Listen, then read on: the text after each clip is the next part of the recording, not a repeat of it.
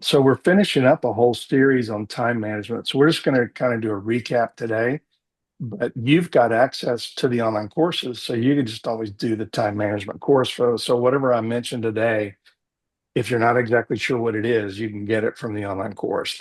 The time log exercise and the time management worksheet and all the tools to get better with time management. Because what we find out Okay. rapidly is time management has little to do with time and everything to do with values and choices and consequences. So everybody's got 168 hours in a week. Nobody gets any more. This is true. Okay.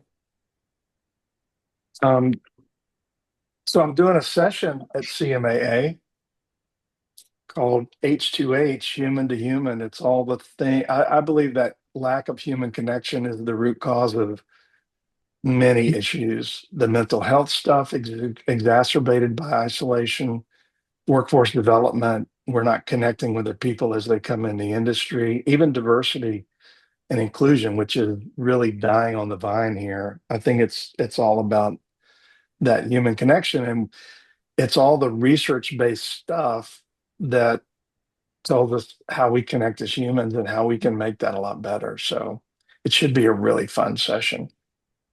Good. I think we get so busy we forget how we need to be connected as humans, how we need to be connected to the environment and how that brings us Yes. calm.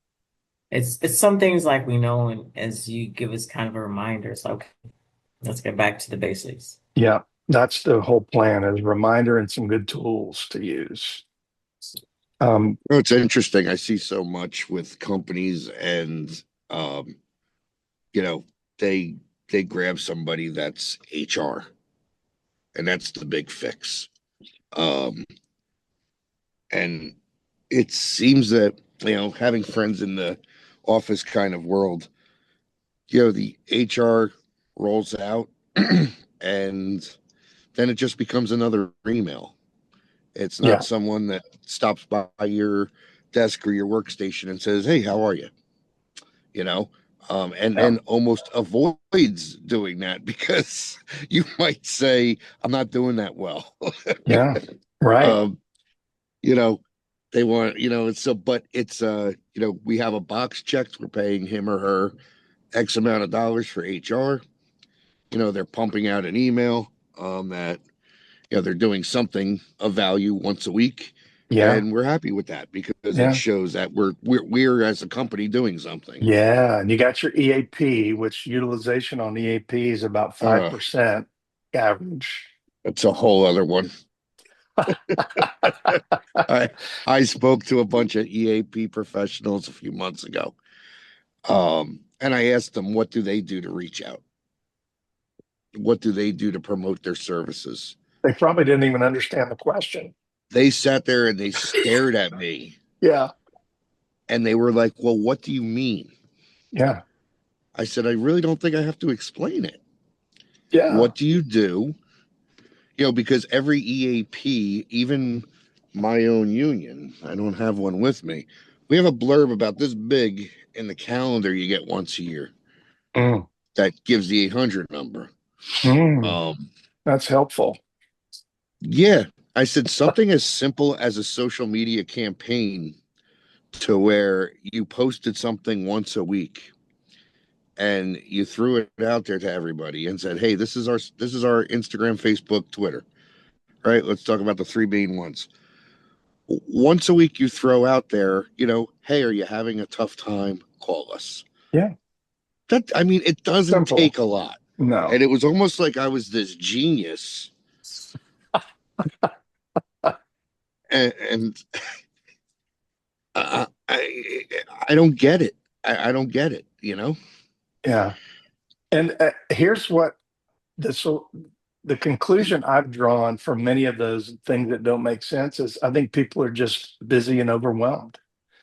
And Well, we're doing a lot with less. yeah, and that plus just being on this, 10 hours a day or in a screen 10 hours a day, your brain never has a chance to sort of process and shut down and Yeah. think of new things and, think about things in a different way. You've got to have that non-screen, non-anything kind of time.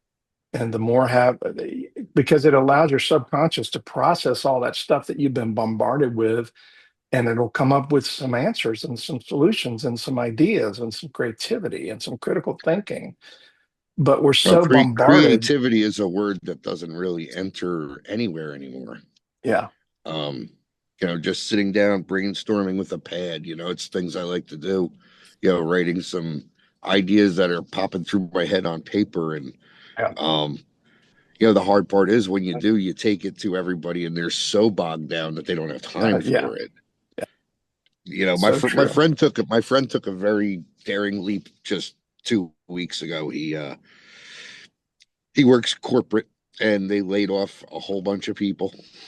Um, and Friday, like 3:30 before they were all getting ready to leave, he got this whole email with his reassignment work, which was like triple the work of what he's doing.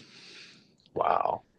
Um, and he said, you know what? He goes, he goes, my reaction was so bad. He goes, all I wrote back was, I'm not doing this work. This is my notice. I quit. And he Yeah. took everything off his desk and left.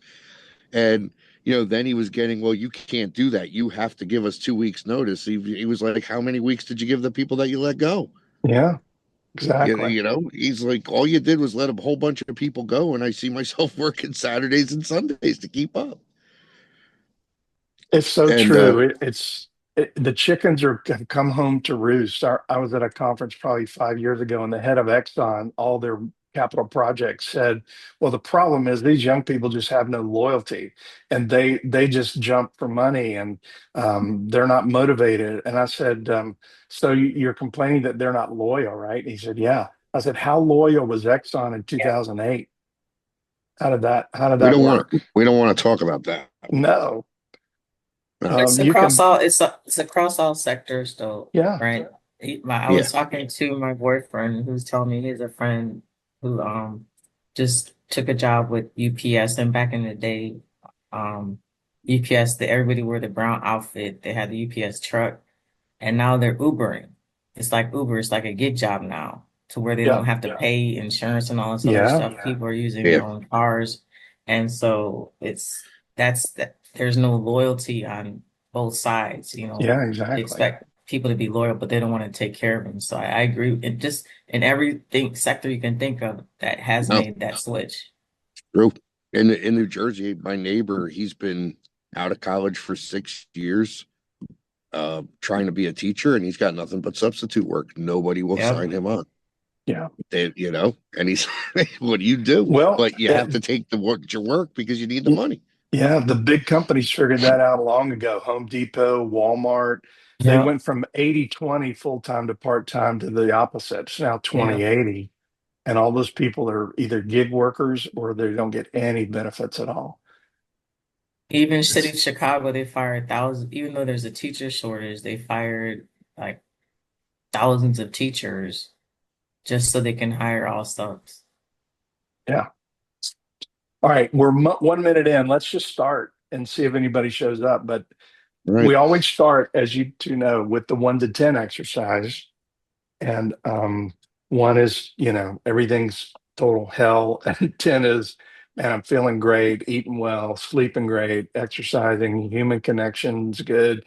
I'm an 8 these days. I've been exercising more, and I think that's my secondary one from sleep. Sleep's the main thing for me, but when I start exercising like high intensity kind of training with kettlebell and bands and all that stuff, my energy goes up. I feel a lot better. I think clearer. So I'm doing that the last couple of weeks. Regular yoga classes Tuesday and Thursday, but then a lot of exercise and walking and stuff like that. So I'm an 8, and feeling pretty good and feeling good about just work in general. Lots of good speaking engagements coming up. So life is pretty awesome right now. All right. So where are you guys? Coretta. Well, I was gonna let Chris go first, but it's been pretty low. I mean, if it was like a month ago, I would say I was a one, but I think I'm slowly climbing up to a two or three. I've passed off some responsibility to Right. my family, and then I also had a one of my friends living with me that moved on, so I think I'm headed in the right direction. Good. But no, definitely not where I need to be, but Yeah. making a conscious decision. And what's the main your main go-to for when you're in this low two and three? What's the main thing that you do? So I am working out. I did start back doing acupuncture. Hmm. So I think the exercise is good for stress and acupuncture is good for relaxation. Yeah. I would like to do yoga. I just gotta, find the time. Okay. There's this woman I've taken yoga from for probably 15 years, and she does a Zoom thing every Tuesday and Thursday from 10 to 11:30 Eastern. And it's miraculous for me. I love it. So yeah, and Coretta, I know you got a pretty good support system and your boyfriend and everything, but if we're here to help, so reach out if you need any help with anything. Um, let us know. Okay. All right. Chris, what you got? Like midway. Uh, been, you know, clawing my way to do better. Had some just some personal stuff going on, and I'm doing okay. Because I'm Okay. figuring it out. All right. So I'm gonna be somewhere between a five going to a six. Mhm. But I'm working it out. All So right. Cool. And we all have those, and we all have those dips. And here's the worst part for me. I'm very reluctant to ask anybody for help. Like I so just am I. tough it out. You know what I mean? I I'll know none figure of it you out are like myself. Is that. how I go. Nah, That's right.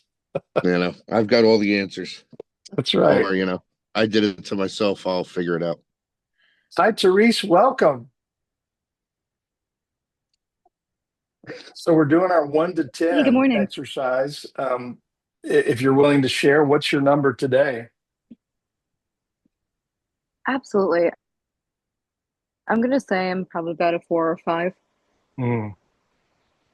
I am getting better from getting sick, but I let myself fall off with other things, I think, too far Hmm. with not feeling well. So, yep, but I'm getting Okay. there. And what's your go-to to what's your best recovery thing that you do? Well, right now, at this very moment, and let's go. I could turn this around for a minute. This guy, Ah, right now, hanging out, hanging out, hanging out with Ziggy right here, my dog.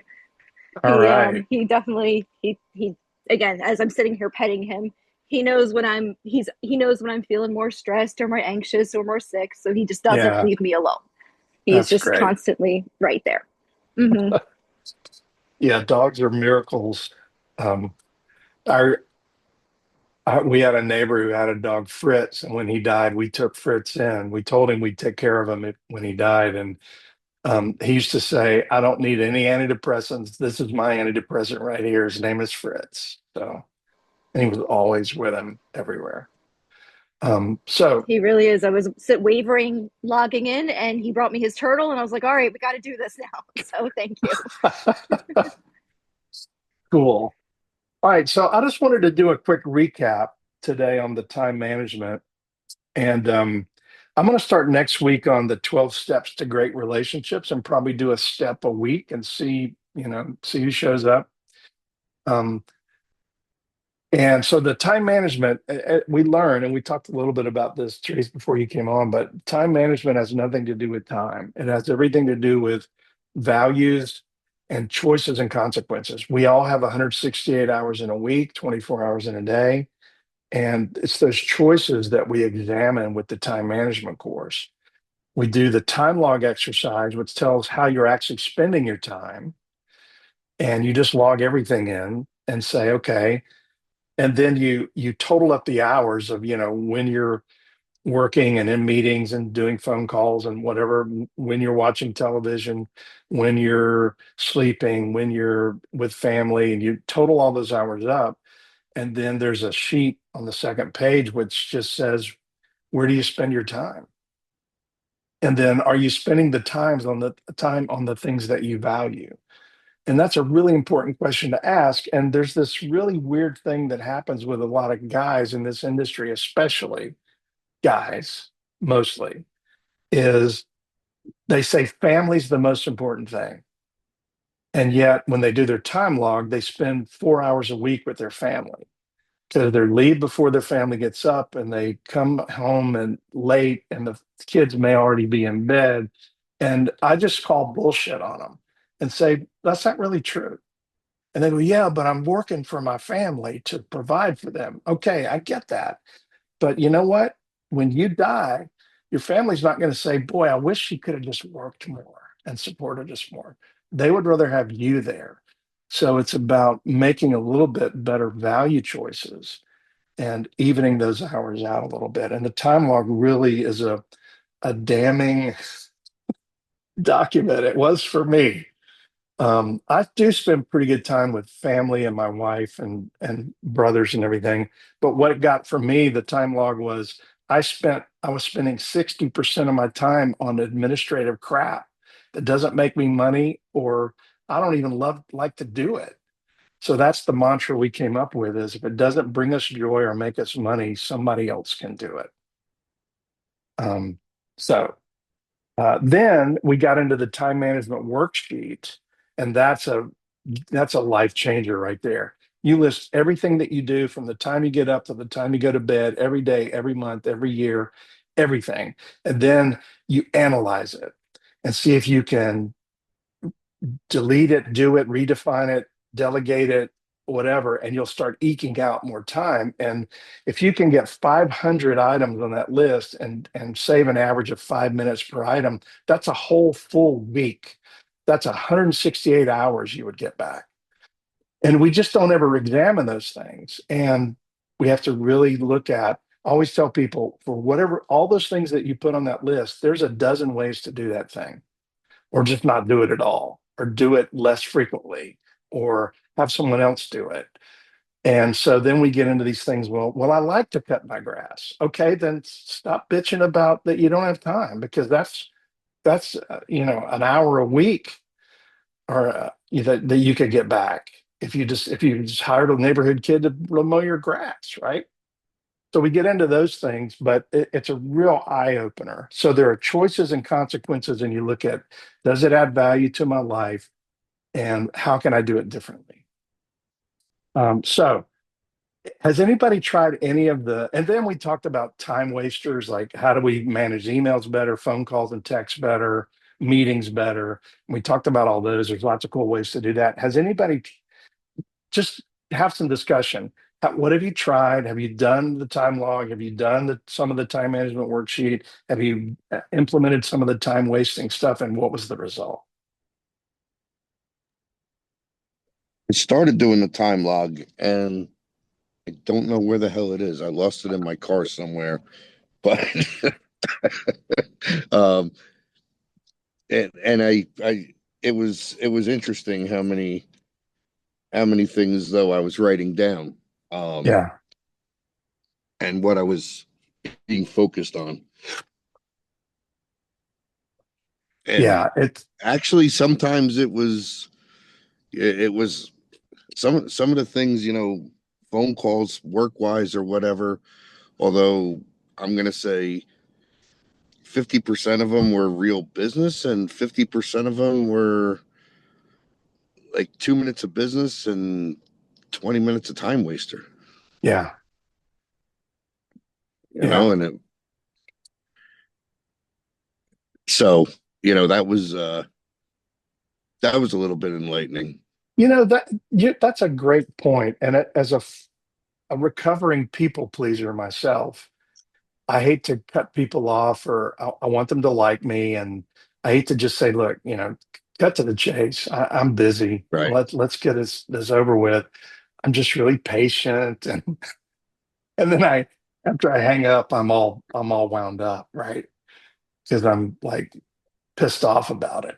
But yeah, if I could just set some limits and boundaries and say no to some things and tell people what my needs are, I'd probably be a lot better off. But I'm getting better. Still not there yet.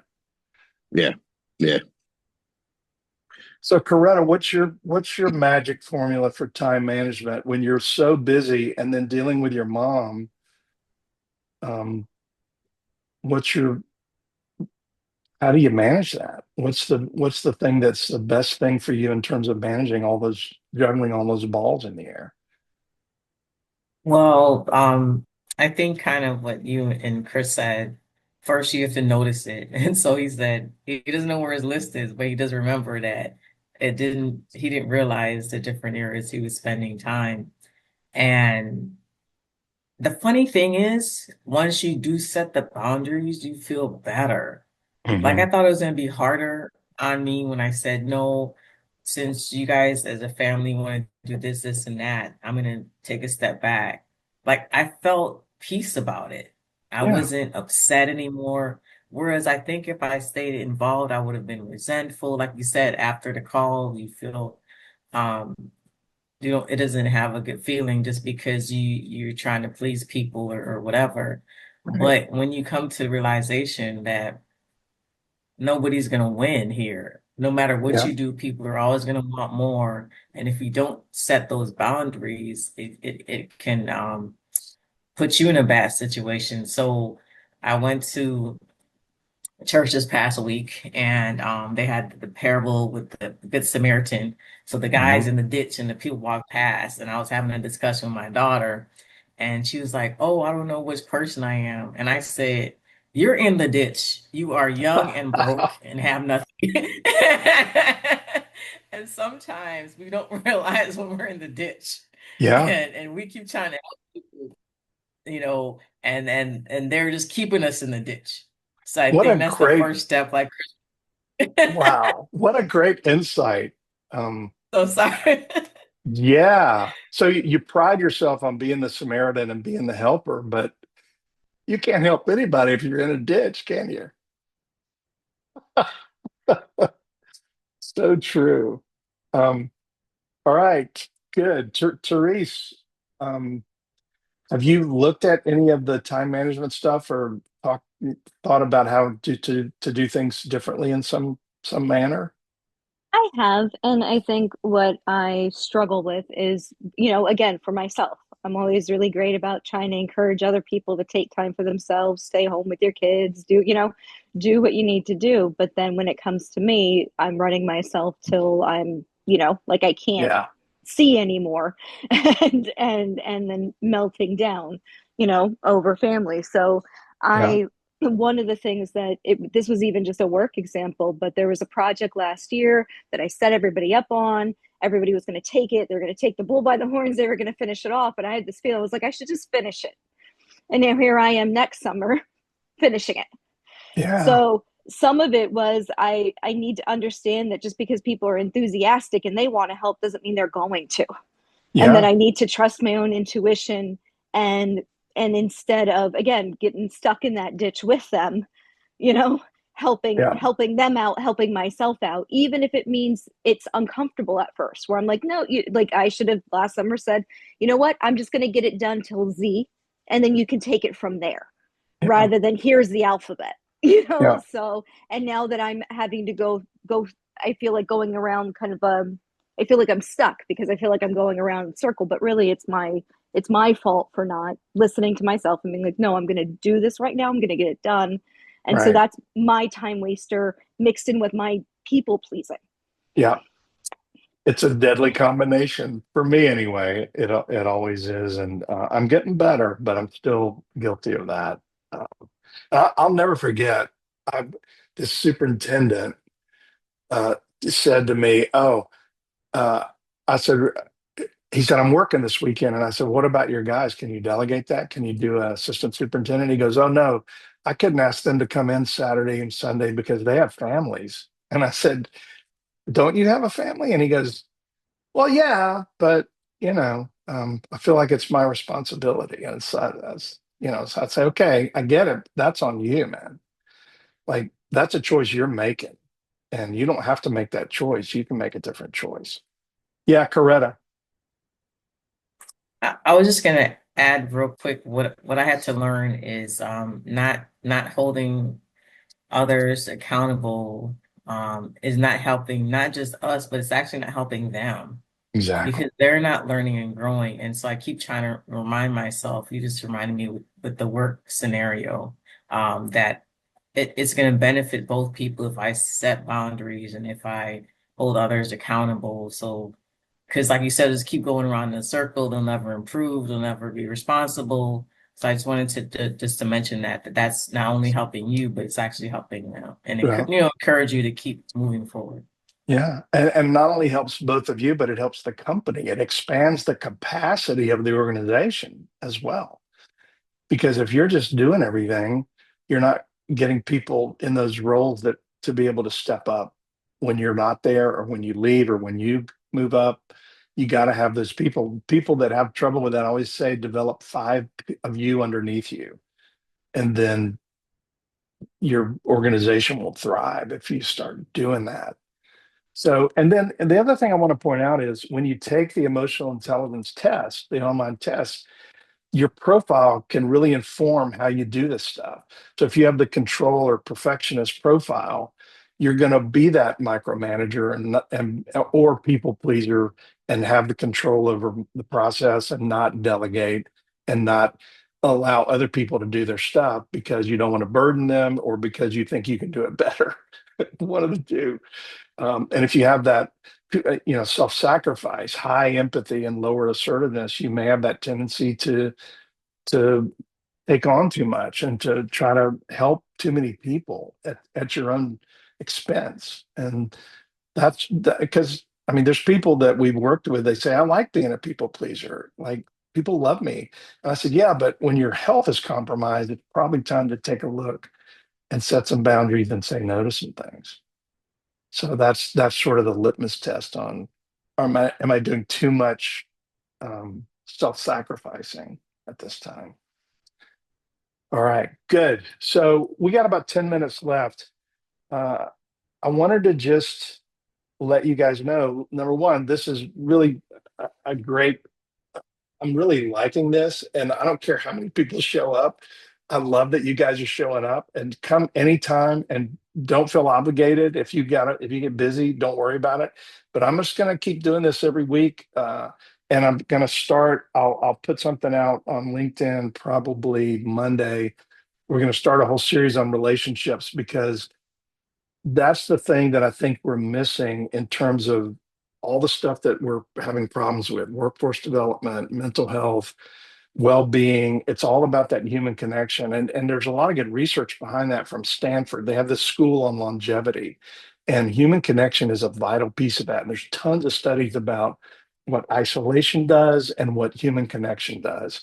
And we're going to explore that and give you some tools to be able to get better at relationships.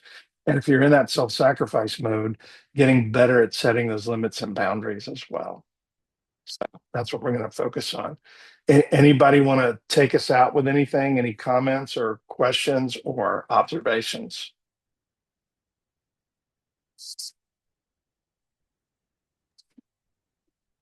Okay. Like I said before, I think that's going to be a great thing to go over. Like I said earlier, we seem to live in this email world where there's no human connection whatsoever.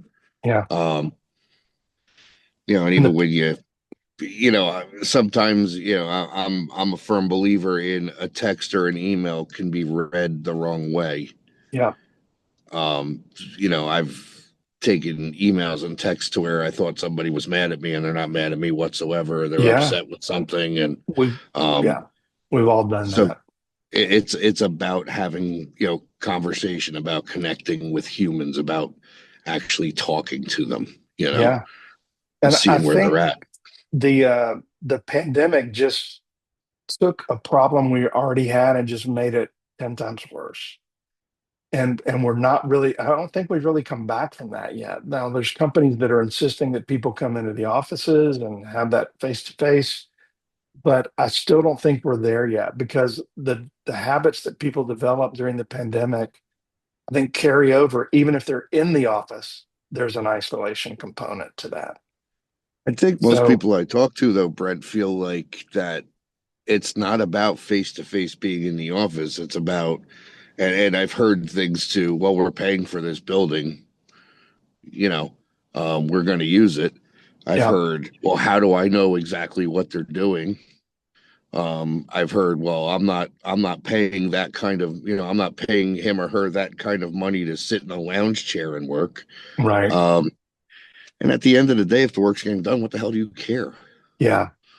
I love those results oriented work environments where you just have stuff you got to get done. And if you can do it on a beach in Aruba with Wi-Fi, Yeah. then more power to you, man. Why not?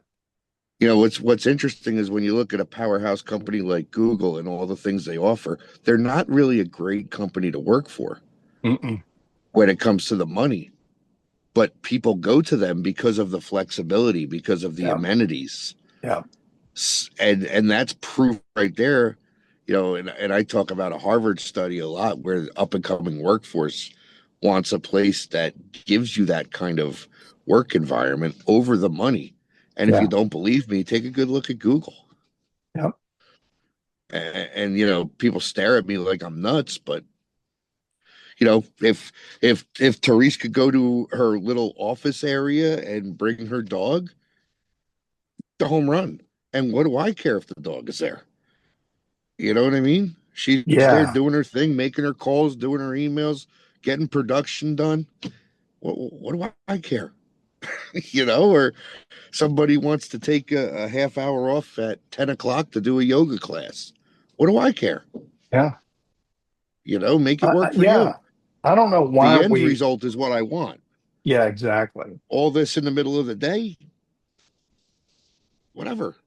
Yeah. Doesn't matter. All right, guys, have a great rest of your Friday, wonderful You too. weekend. And Thank I'm here you. to help you guys. We don't have to do it on Friday. Just call me anytime or text or email. I'm always here to help or just lend an ear. Let me know what I can do. Okay. Thank you. Awesome. Thank you, Thanks, Brent. All brother. right, guys. See ya. Have a great day. Have a Bye, great You Tim. too. Bye. Bye bye.